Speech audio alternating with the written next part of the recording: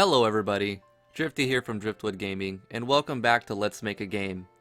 This is going to be episode number 4 for the Dungeons of Driftwood, and let's go over some of the changes that I've made off camera. So in the weapons tab, we've added a few more weapons. I've decided to rename the flail back to club because I have more graphical icons for flail than I do for club, and they're very similar, so decided to go with the flail. We're not using harp, which was a resource I've made for a previous project, the Legend of Driftwood. I've added the axes, I've added whips, I've added spears, and I've integrated the katanas from the past version.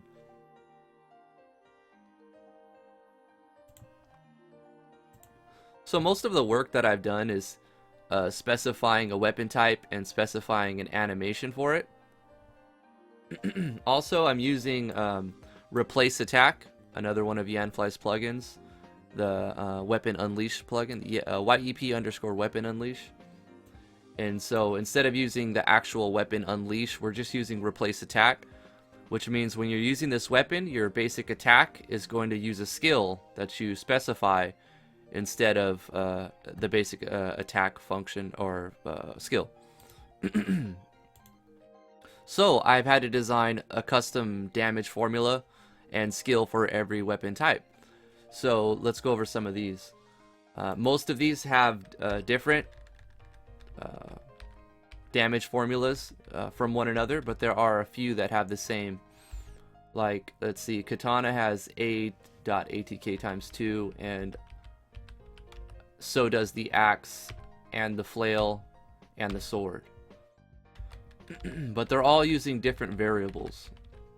As we talked about in one of the previous episodes, we're using variable skill levels to determine the final damage.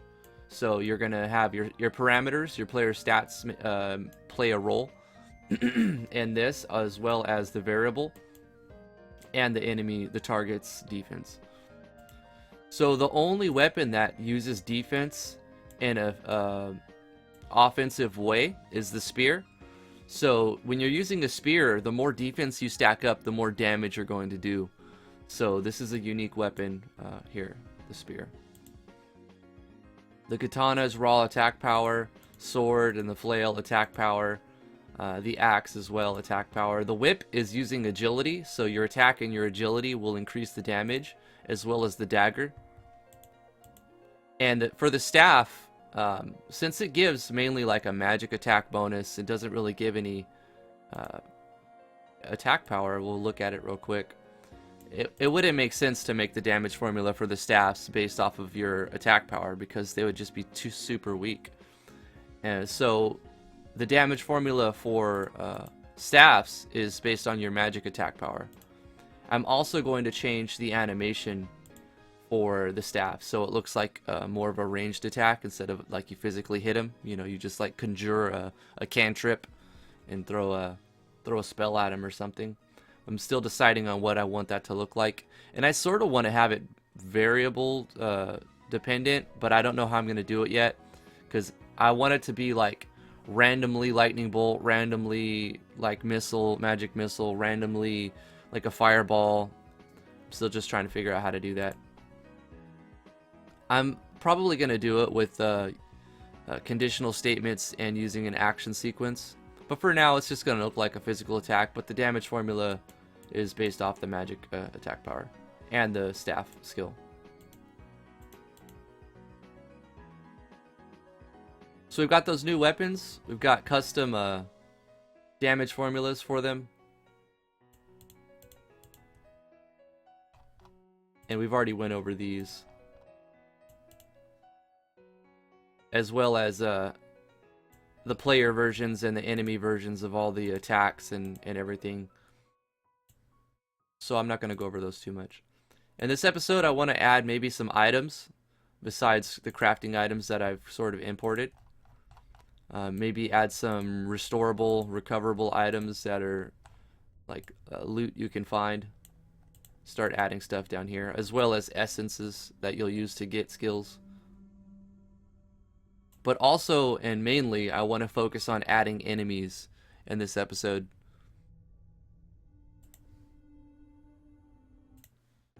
So we have one enemy, the heal moth, that has a cure spell, and I've scaled the sprite down using a Yanfly plugin. Animated SV enemies. But let's take a look at the parameters on this heal moth. You can see that they're very, very low. 4 attack, 4 defense, 7 magic attack. I mean, it's really low because we're using Yanfly's enemy levels plugin. And that's going to scale the enemy up. So in the plugin for enemy levels, I haven't changed any of the settings for the parameters of the enemy. But I did change the gold growth rates as well as the experience growth rates. And we'll probably be adjusting the parameters in the future.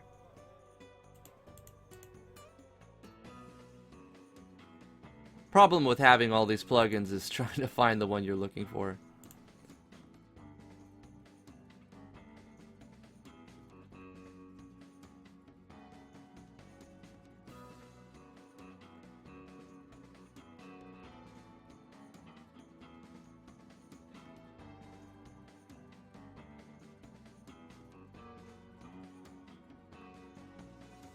Here we go, enemy levels. So at the bottom, your gold formula had by default has a flat growth rate. So even if you give your enemies 0 gold and you don't want them to drop gold, when they level up to 2 or 3 or 4, they'll start dropping gold. So to disable that, all you have to do is change the flat growth to 0. And then it'll still multiply 0 by a percentage, but it's still going to just be 0 because anything times 0 is just 0.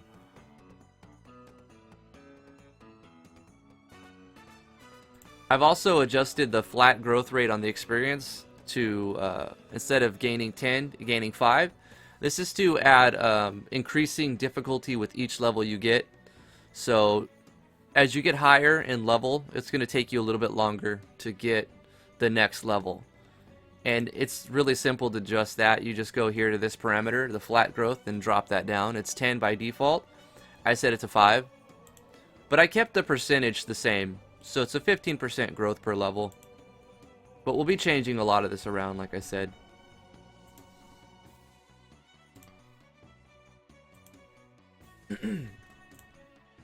Alright, so let's get into creating some new enemies. I've imported, let's see if I have it up already. I've imported Akashic's animated battlers and the regular battlers, all of the stuff that Akashic has put out. I've just put it in the project. Probably won't use all of it, but we're going to definitely use a lot of it. Also, the Yanfly icon generator is something I'm going to take a look at pretty soon. I've seen the videos on it, you know, when it came out, and then I kept up to date on when he put a new version out. But I'm definitely going to use this when we get to doing custom icons for skills and stuff. It's going to save me a lot of time instead of having to Photoshop all of those icons. So awesome. Thank you, Yanfly, for that. That's really cool. We're going to go into the IMG and look at our enemies. And you can see we have quite a few more than what comes stock with the... I want to say RTP, but it's not really an RTP.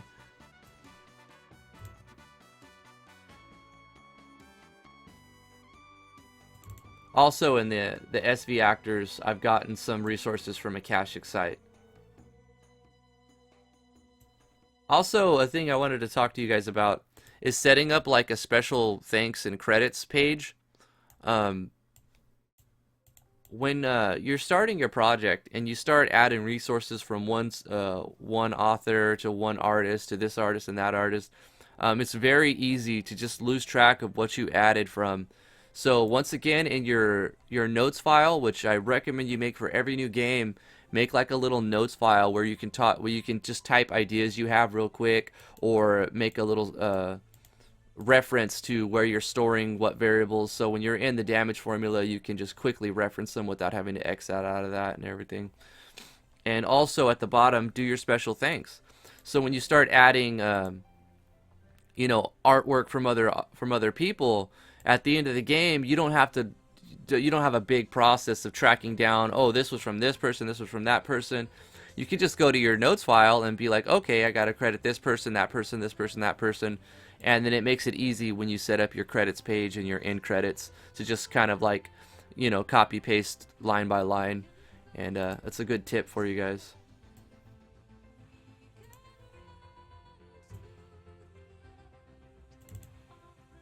Added some pictures. This is all Akashic stuff, and the crystal things right here are for the targeting system from Yanfly.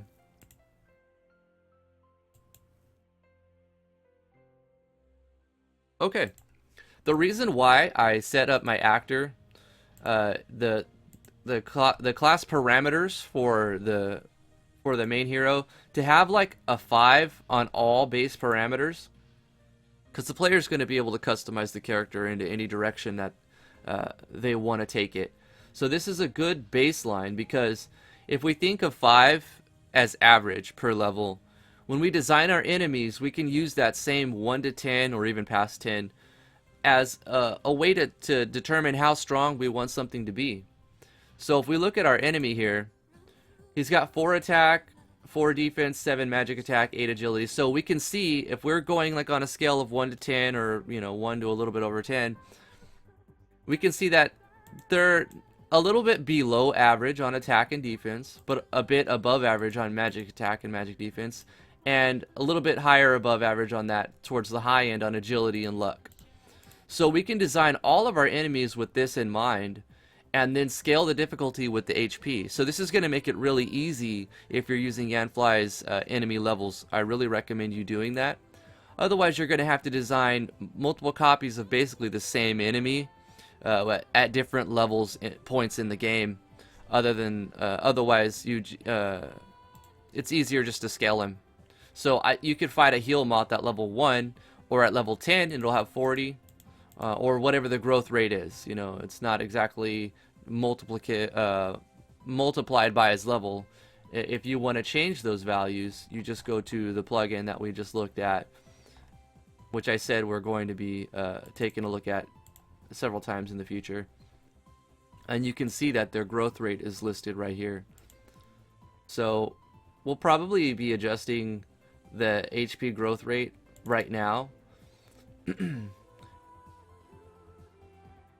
I'm going to cut this in half for right now, but if I find that enemies have too much HP or not enough HP, or if they have not enough, I'll put it back up, and if they have too much, I'll reduce it even further. I'm going to keep the percentage rate the same as default. In my last game, I had to change things because of the way I was doing it, but I like the default settings for the way I'm going to do this dungeon crawler.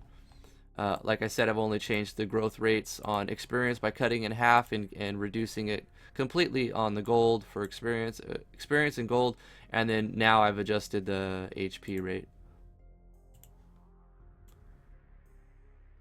Okay, so let's add a new enemy.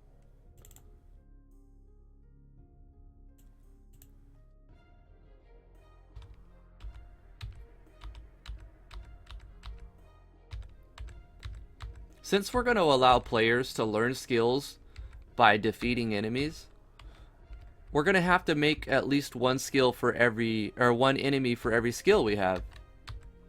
That way the player has some way to have a unique, to uniquely learn that spell or skill. So we're going to start by designing really, really small, weaker, lesser enemies, since we're at the beginning of the game.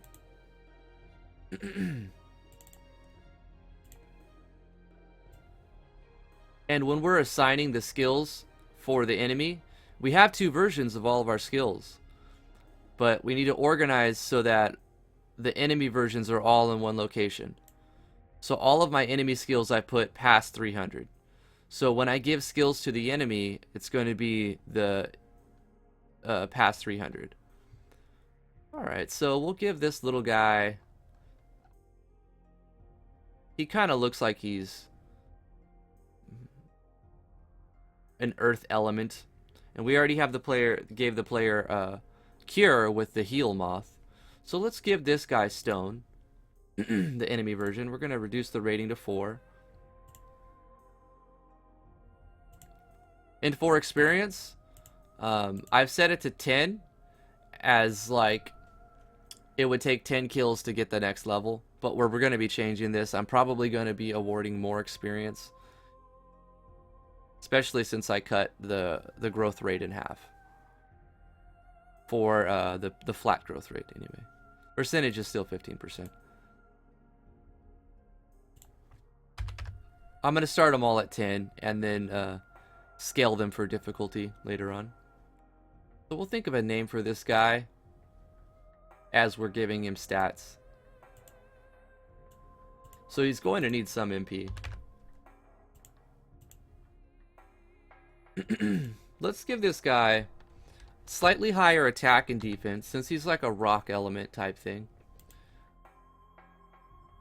And we'll actually give him the same, slightly above average magic attack and magic defense. But what we're going to do is make it so that he's a little bit slower.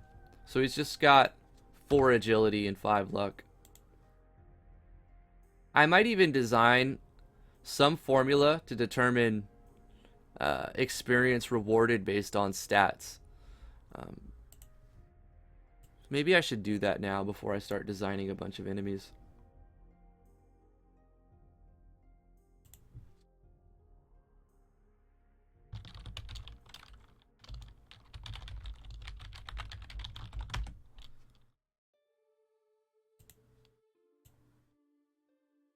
Let's load up our calculator here. Alright, what I want to do is add up all the parameters, excluding HP and MP. So we're going to go 4 plus 4 plus 7 plus 7 plus 8 plus 8 equals what? 38. Okay, so HP is going to make determine a factor. But we're probably going to have to divide that number by something. Let's divide it by 10 and then see how that works. So 100 divided by 10 is going to be 10.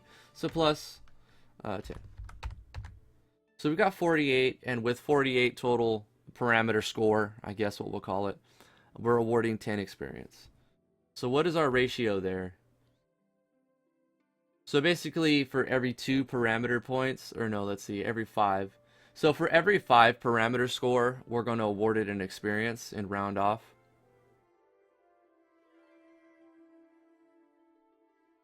This will be changed. It's still preliminary.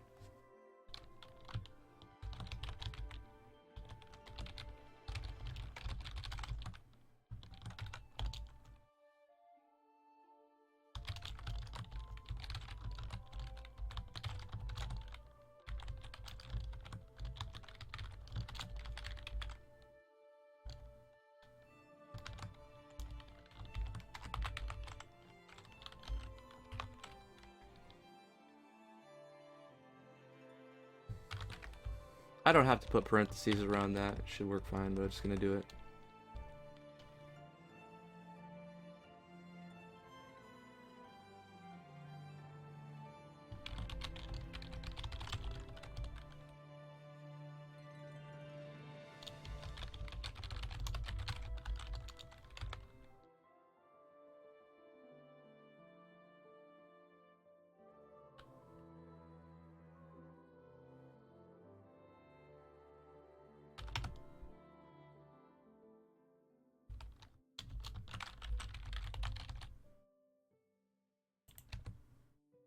Okay, that's just a little note for me in case I forget how I'm calculating it. And like I said, we'll probably change that rating or ratio.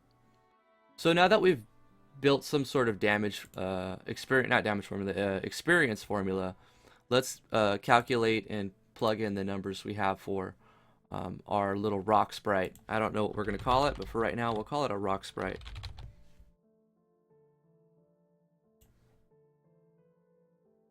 6 plus 6 plus 6 plus 6 plus 4 plus 5 plus 10 divided by 5. So we'll round up. So we'll say that this thing gives 9 experience. Or what we could do is, I think we'll do this. We're going to give our rock sprite more HP.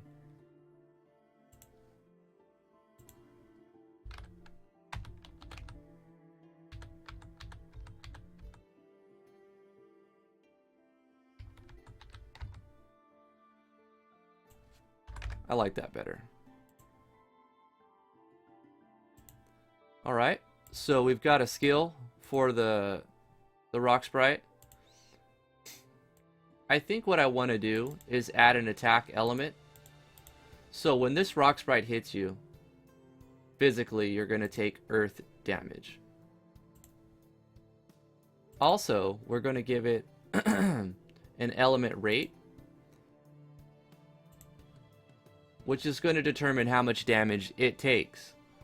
So if you try to use rocks or stone on this thing, it's only going to take 10% of the damage it would normally take.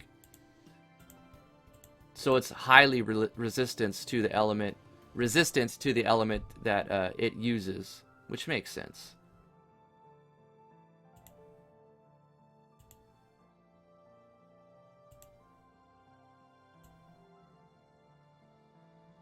For the hill moth, we don't really need to do that. Also, I added a couple of new elements, the healing and enhancing elements. That way, I plan to give the player options on building resistances for taking damage and stuff. As well as they have a skill, a custom variable that's like a skill that they can use to reduce that sort of damage. So it wouldn't make sense if we made Cure like a divine element, because there's going to be offensive spells and skills with that element, and the player might want to be tanky versus that element. But the problem lies when you have offensive and restorative magic and skills with the same element, and the player's trying to stack resistance against that. So if you have the player stacking like divine armor, which is going to reduce all divine damage, but it will also reduce all the divine healing they receive. So to get around that, you create a new element, call it whatever you want. You don't even have to name it. I've just called it healing. And then the player will have no way to make resistance against healing or a healing resistance, because why would you? It doesn't make sense. But it's an idea for a debuff, actually. If you wanted to make it so that all healing received is weakened. But I think the engine has a built-in function to deal with that. So for right now, we're just going to use the healing element for all of our cure magics. And we have an enhancing element, but I don't know if I'm going to use that how I have it. I'll probably set up that as a variable, and then use probably some JavaScript evaluation to roll a random number and then add the skill to it, and then conditional statements that will affect the outcome. Like, does this buff last for 5 turns, or does it last for 8 turns, or 10 turns, or 20 turns? Depending on your variable and your random roll, that's how it'll be determined.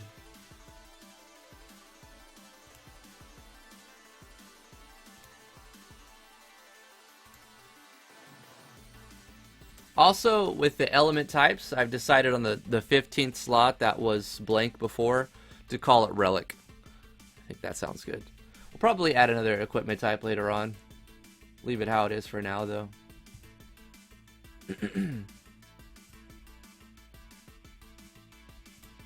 Well, while we're in the elements, you may notice that we have a /I and then some numbers before the element, and you might be wondering why that is. Some of you probably already know.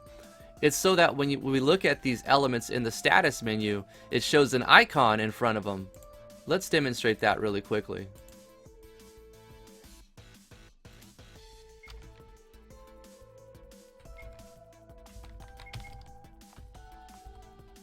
You can see here in the elements that it shows an icon and then says fire. So it shows another icon, says the element. If you don't do that /I and then in brackets you're putting the icon number, then it won't show. It'll just say fire, cold, lightning with no icons.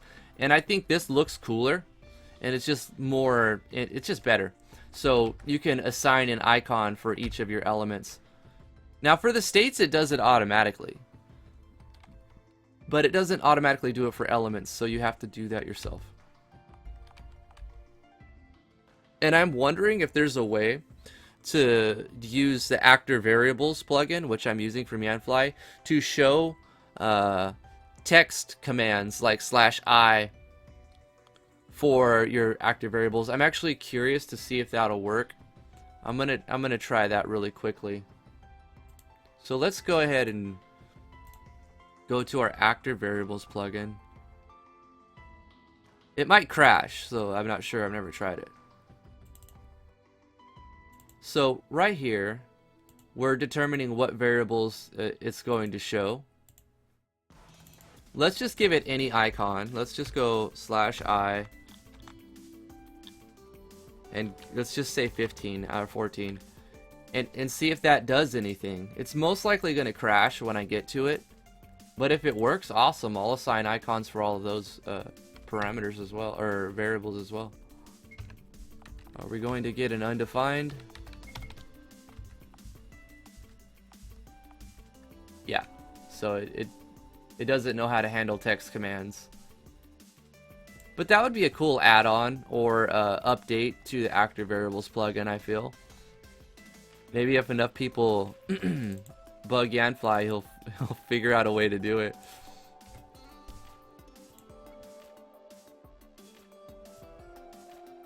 But it's not completely necessary. It's just a little quality of life thing. But what I want to do in the elements is assign an icon that isn't being already assigned to healing and enhancing. So let's go ahead and go to items real quick and look through our icons. So what icon do we want to use for healing?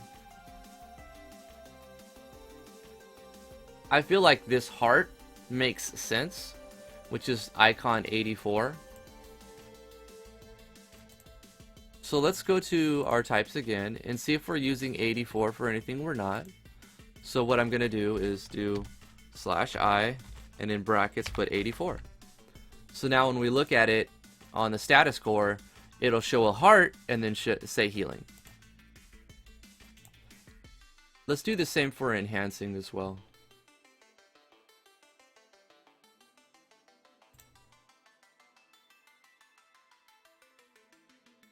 I think this one right here would work well, or this.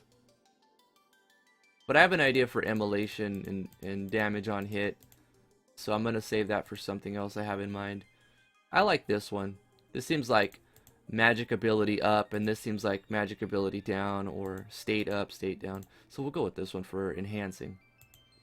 Also, it's kind of orangish red, and when I think of enhancing magic and enfeebling magic, I think of the red mage from the Final Fantasy series. So I kind of like the color scheme of it as well. So for those two reasons, we're going to see if icon 73 is currently being used. And it's not. So we're going to assign icon 73 for our element type of enhancing magic. If I can spell it right. There we go. Let's double check to see if everything is kosher.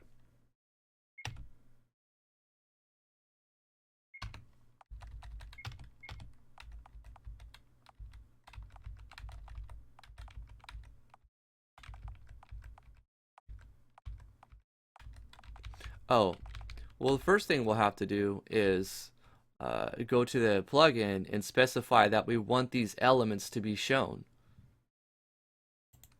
So we'll do that first. For some reason, foobar stopped.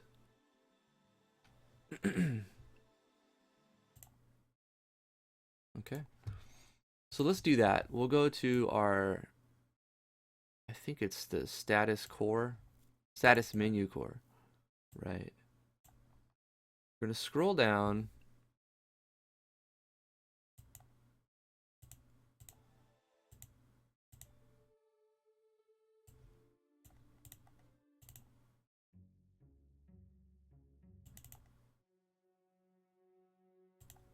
and find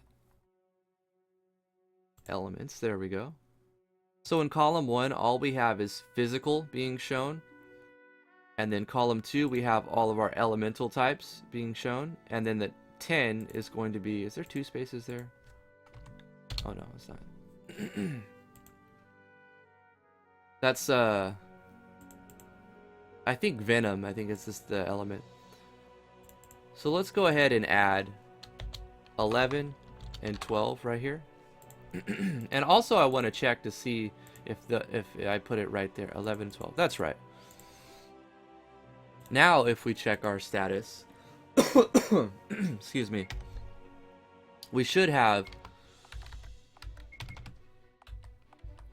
there we go, healing and enhancing, and they have their own icon, and then we don't have so many blank things. I might not even use this one, but we'll see what happens in the future. For now, I'm going to leave it there since we've put some time and effort into it. I do want to get into designing some more enemies. And then I want to start designing some levels, but we probably won't get to that in this episode because I want to get a ton of enemies. We've got our rock sprite, but we need to design the item that he can drop. So let's go to items. I'm going to copy and paste this one, the heal moth, to this one. And we're going to call this one Earth Sprite Essence.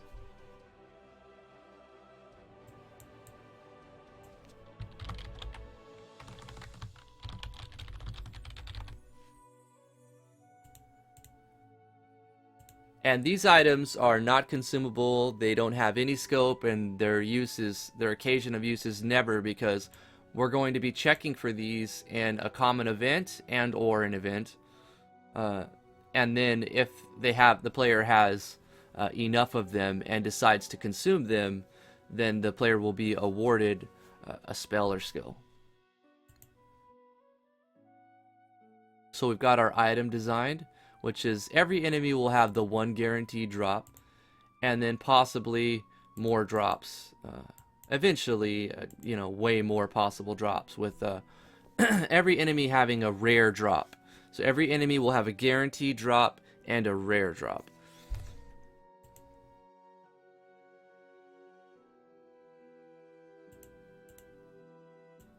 So I guess what we need to do now is test the rock sprite in battle.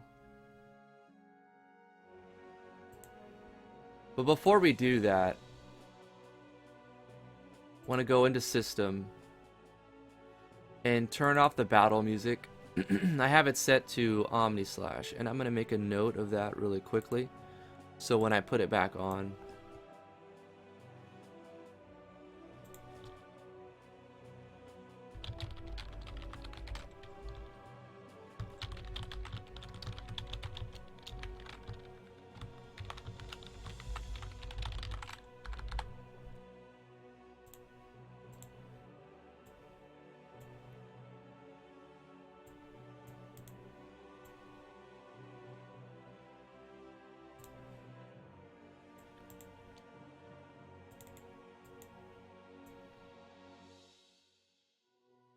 I'm going to set the troop to 12. And I need to go to my enemies. Sorry, my troops, and actually make that.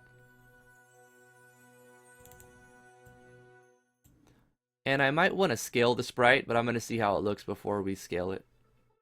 Auto name that.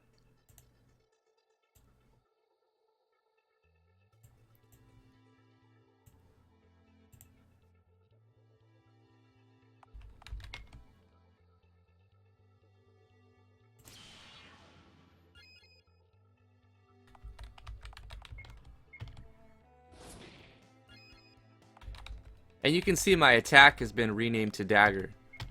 And I think in last episode I was saying, oh, I don't know if I want to let the player know that their attack has been changed based on their weapon, but why not? And I think it just another level of customization. So we're using our Yanfly's there's so is it skill equipped? Skill equipped? I forgot the name of it. There's so many plugins. Please forgive me. But we have access to, I believe, 7 or 8 abilities, but we can only use 4 at a time right now. But I've actually made some items to increase that, and I plan to add the skill equipped cap on several different items as well. But when you equip an ability, not only do you have access to that ability, but you gain a passive bonus depending on what is said in the note tags. So these 4 attacks are giving me 4 hidden states. So just by having these skills equipped, I have 4 passive states. And I purposely gave them no icon, so the player will have them, but they won't have an icon cluttering up their menu. They also award a wisdom, which is magic attack power bonus. So if I had fire equipped and none of these 3 other equipped, my fire would be less strong than how they are now. So all of these abilities are getting a bonus to their damage because I've equipped so many of them, which is really neat. So let's go ahead and attack with some lightning. And you can see he took a damage over time, which is the shocking state. When I attack, there's like a 5% chance that I add a state to him for each one of them. And we got our guaranteed drop. That seemed a little easy to me. But I'm using just my dagger.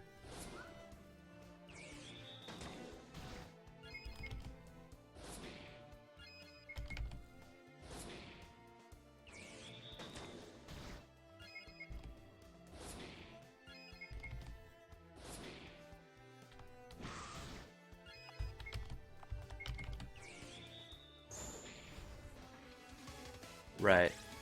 So the spells seem pretty strong right off the bat.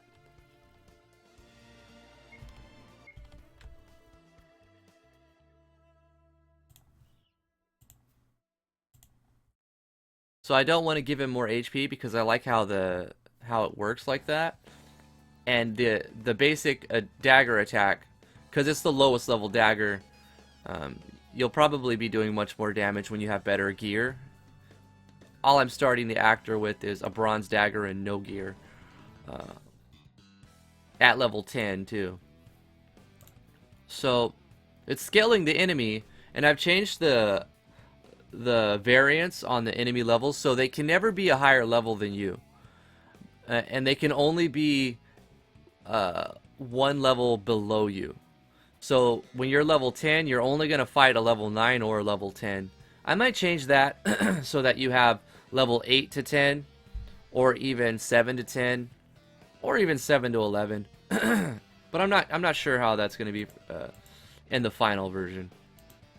For now, I want it around the same level. But I want to take a look at the player skills and look at the damage formulas.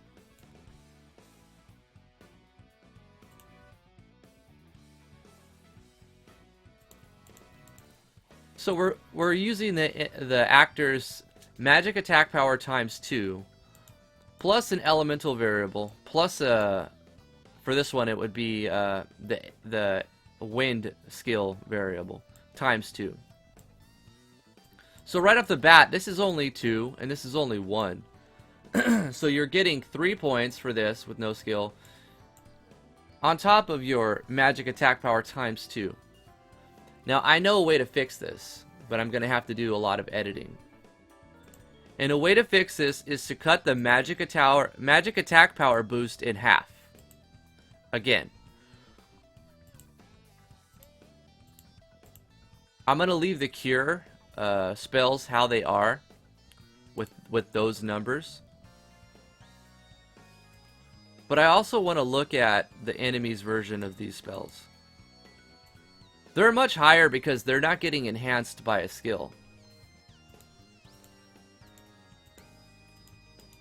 And the player's going to have lots of gear and ways to make resistance, so I'm not going to adjust the enemy skills. But I'm going to decrease the magic attack power gain from all the spells right now. So here we are. Fire 1, we're going to get rid of the multiplication of 2, and it's just going to take its base stat. On the Fire 2, we're going to turn the 4 into a 2. Fire 3, the 8 into a 4.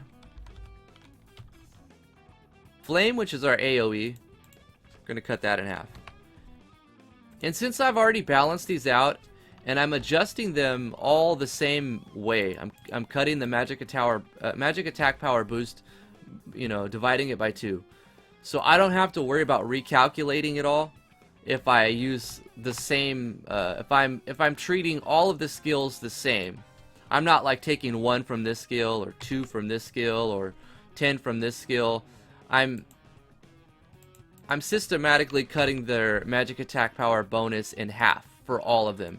So that's going to eliminate any balancing issues where one skill is stronger than it should be. Relativity, relative to the other skills. Words, Drifty, words.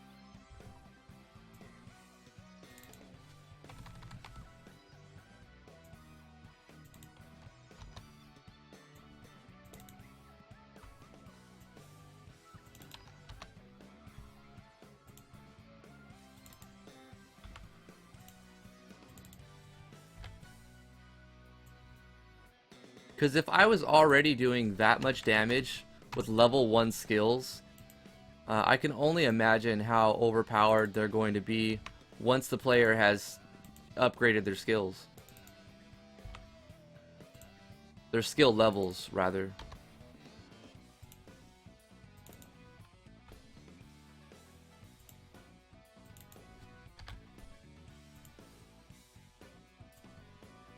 And once again, I'll keep the healing magic where it's at now. It might be overpowered. We'll nerf it as we need to. Also, the variance is 40%, so you have to take that into account. After the last episode, when I was live streaming it, I stayed on for a few extra minutes and took some special requests. I'm not live streaming this one, but I'll probably live stream the next episode. And if you tune in after the live stream, after we cut the episode for YouTube, on Twitch you can ask me special requests in the comments, and I'll answer those that I can.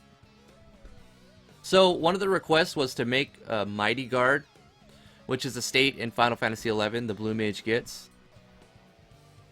And what this skill does is quite a few things. We'll look at it in the states, but setting it up, right here in the skills, it's a magic type of skill costing 10 MP, scope of 1 ally, and the occasion will be in the battle screen only. It's a certain hit because it's just adding a state. I need to assign it an animation while we're here. We'll go with power up 1, and we'll change that if we need to. We'll say casts, and we're adding the state of Mighty Guard 100%. So let's look at the state that we're adding. So this state gives the player haste, and so we're using CTB when our attack turns are based on our agility. So if we want to give the player more turns and simulate haste, we just increase the agility and maybe add an attack speed. So we're giving 15% agility boost, 150 attack speed, and haste or Mighty Guard also gives regeneration, a pretty strong regeneration. So this will give us 10% HP regeneration, which over 5 turns, which is going to restore half of our life back over the 5 turns. Also, it gives a defense and magic defense bonus of 25%. So really, really strong skill of Mighty Guard. And we'll probably put it on one of the mini bosses. So you have to kill the mini boss certain number of times too, or the level boss, to finally unlock Mighty Guard. But thank you, Chaos Control. You're awesome, man. I think I already went over the states for burning. You may have noticed when we hit that enemy with our dagger, it had like a lightning status effect on it, and that's because the skill that we equipped it, which was one of it was lightning, it has an equip state of 43 on it. So if we look at state 43, we have our shocking attack, which has an attack state of shock plus 5%. So just by equipping that lightning skill, we have a 5% chance to inflict a state of shocked to the enemy. And that's what happened. 1 out of 20, that one landed out of the 4 that could have landed. And it had a negative 3% regeneration, and it would take more damage versus lightning. So that would be another reason why the lightning was so high on the damage, because there's a 40% variance, and it was shocked, so it was taking 25% more damage. So I've nerfed these skills, so they're going to be a lot weaker now. But considering I'm going to give the player ways to increase these two variables that are in the damage formula, that's going to boost up the damage that it does. And I might even change this variable here to a multiplicative of 3, so that if you're focusing on an element, not only is it double the elemental skill, but it's actually triple. And I think that makes more sense, since there's so many things you can focus on and only one elemental skill that affects all of them. You would be inclined to just go with the elemental skill, at least until it's pretty strong. That way when you switch skills, you're still getting your bonus. This will give the players incentive to specialize more if I triple that. But for now, I'm going to leave it at double, and I might end up tripling it later on. Let's do another test battle. Also, I need to test all the other weapons. I've only tested dagger so far.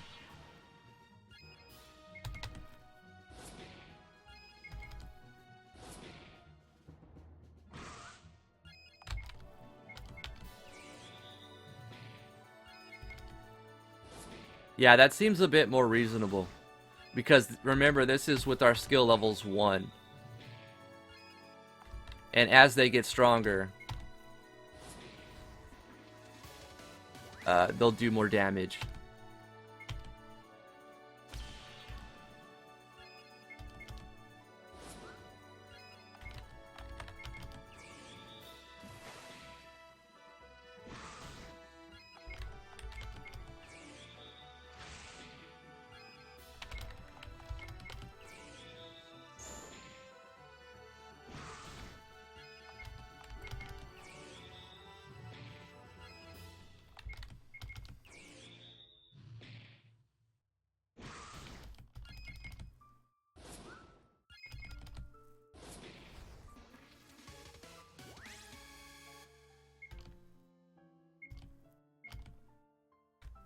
Nice.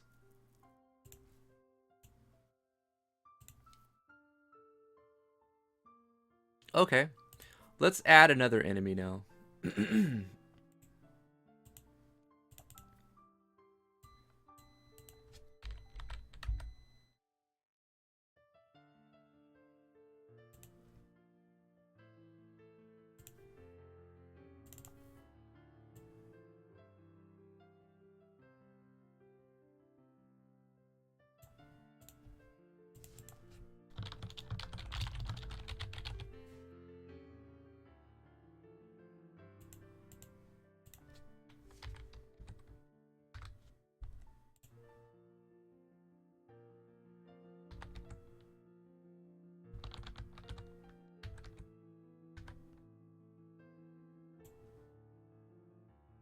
Oh, oops.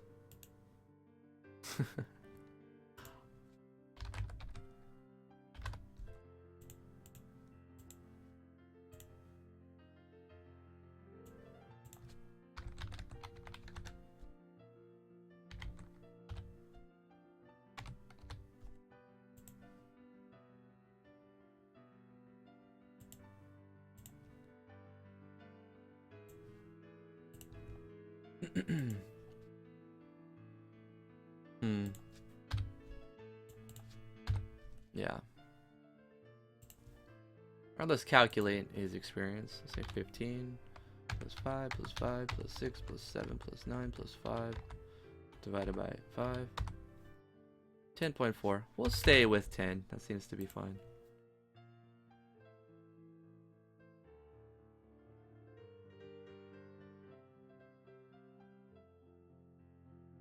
Now we need to design the item for the sprite.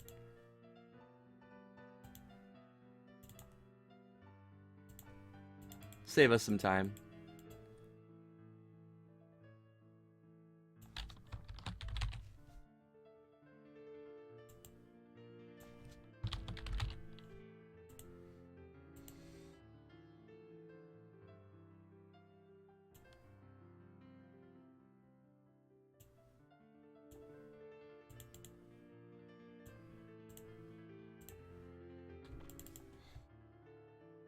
And we'll do the same thing. We're gonna add an attack element. We'll say wind for the, or that's element right there, which we're going to also adjust to 10%. So it takes very little damage if you try to cast wind on it or arrow. And the attack element, sorry about that, is going to be wind.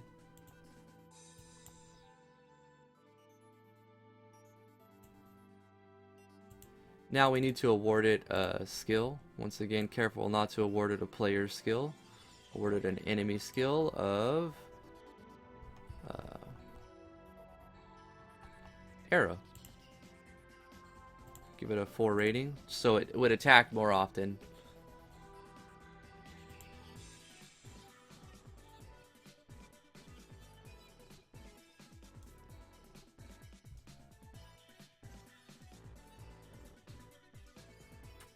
Alright, let's give it a little test. Also, we'll test another thing while we're doing... Oh, I forgot one thing. I need to add the troops.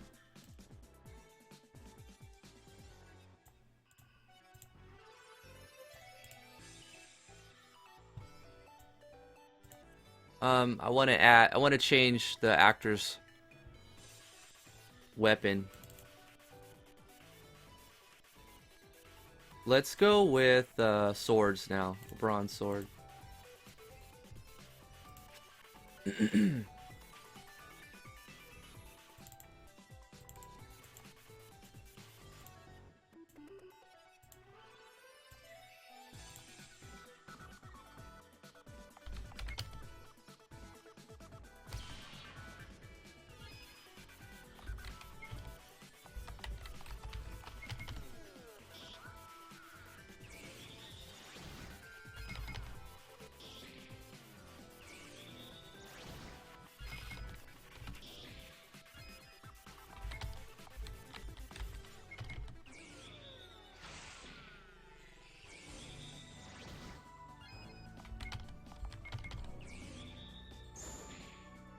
Since he has a really high agility, it's giving him more turns. That's making it more difficult. Nice. So as you can imagine, I'm going to continue to make enemies for each element.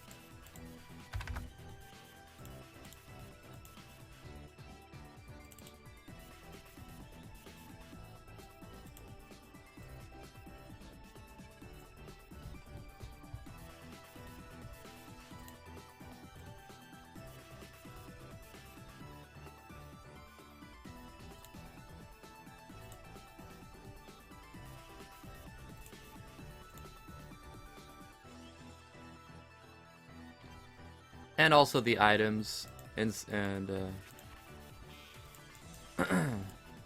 once I have all of the skills mapped to an item, I'm going to set up the skill learning system, but not the plugin, a custom common event setup.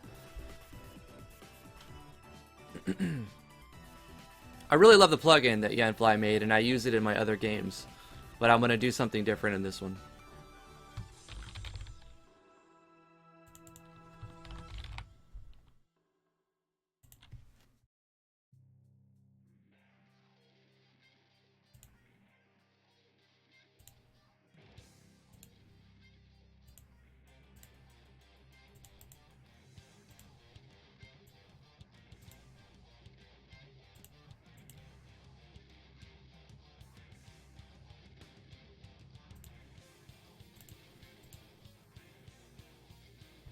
Let's test out the staffs now.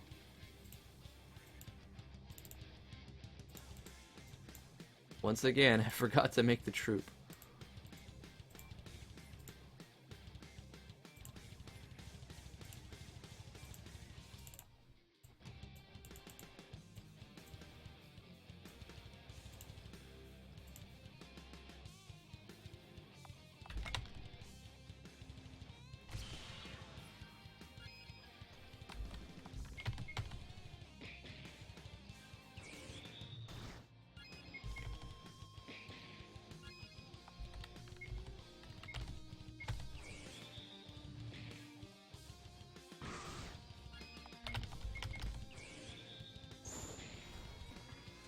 Okay, the staff is doing a ton of damage.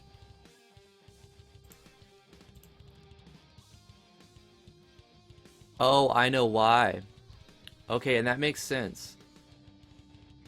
So the staff, the damage formula for the staff is based on magic attack power. It's a skill named staff.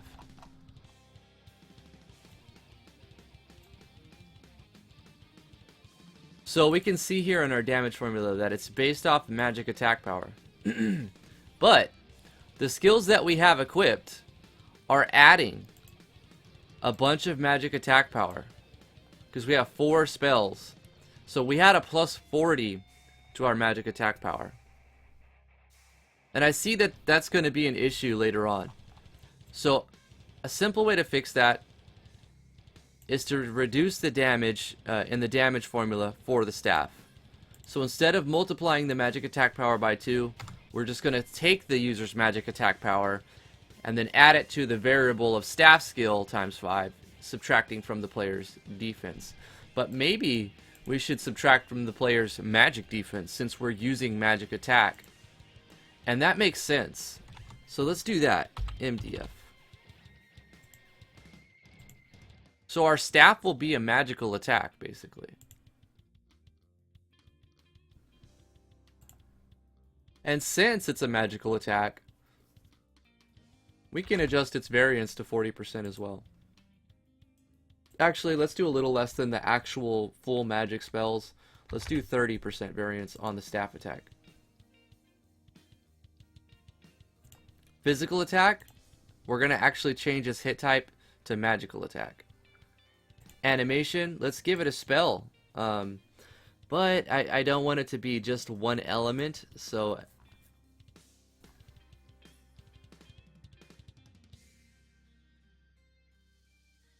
Neutral 1-1. Let's take a look at that animation real quick.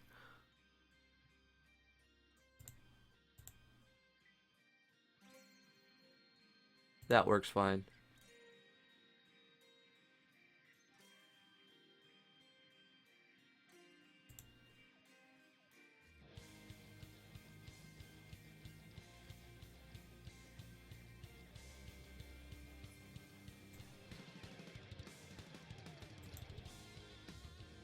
And I might get rid of the action sequence on this, but let's see how it runs and how it looks now.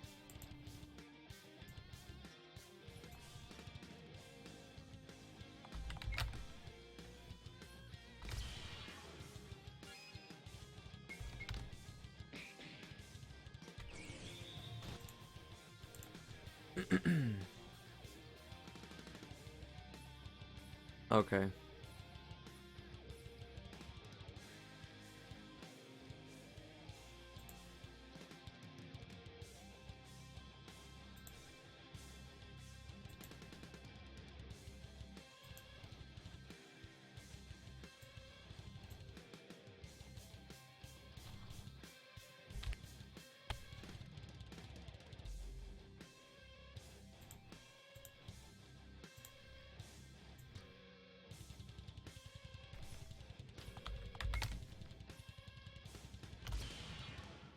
Might crash here.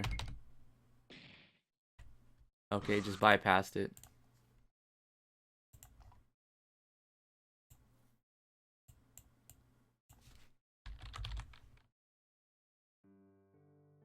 Once again, getting hung up on syntax. Just trying to figure out the way to show the animation that's listed on the skill. And I've done this several times. I always forget. So sorry about that. Let's take a look at the help file super fast.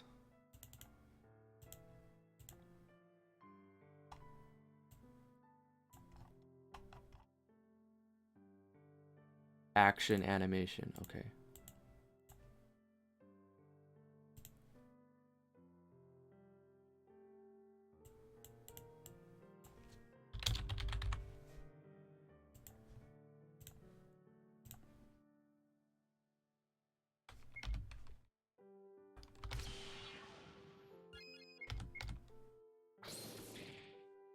Awesome.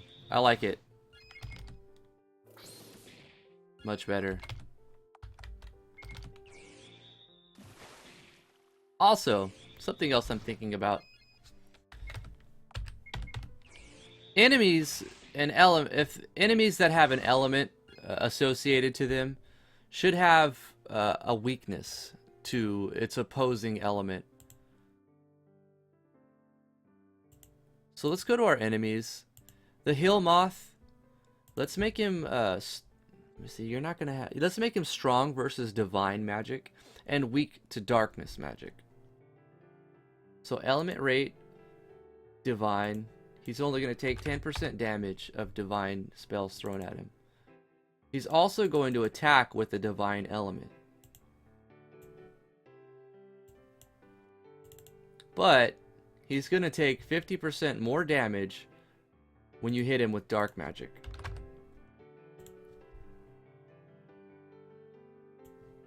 The Rock Sprite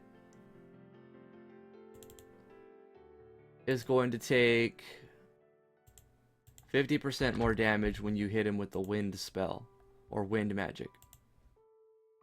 The Wind Sprite is going to take 50% more cold damage. The Fire Sprite is going to take 50% more, you guessed it, water damage. Awesome. So what I'm going to do is continue to make all of these elemental, starter elemental sprites, and then maybe some other enemies, and start working more on enemies, building up our arsenal, things we can throw at the player and the troops and everything. And then once I have a good number of enemies, I'm going to set up the system where you can have random encounters, but it's not like you walk around and you randomly get attacked. I'm going to have it evented so that there's like a battle cloud moving around the map. And if the player interacts with the battle cloud, it starts a random battle. And I'll probably use Yanfly's, instead of doing it with variables and rolling random and custom building that, I'll probably use Yanfly's enemy replace. And I'll make a placeholder enemy and then have it give it all the options for enemies based on, I think I'll just have to have several placeholders.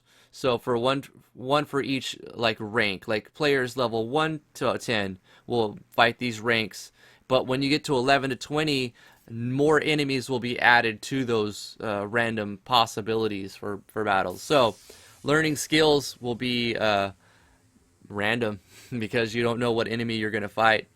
But also later on, I might develop a system that players can target and pinpoint what enemy they want to fight. So they can farm up the spell or skill they need. But anyway, that's going to do it for this episode of Let's Make a Game. Thank you guys so much for watching. Thank you guys for your support, good feedback. If you have special requests, leave it in the comments below. Remember to like, favorite, share, and subscribe if you do enjoy this sort of content, and I'll keep making it for you. You guys are awesome. Thank you so much once again. We'll see you guys in the next episode of Let's Make a Game.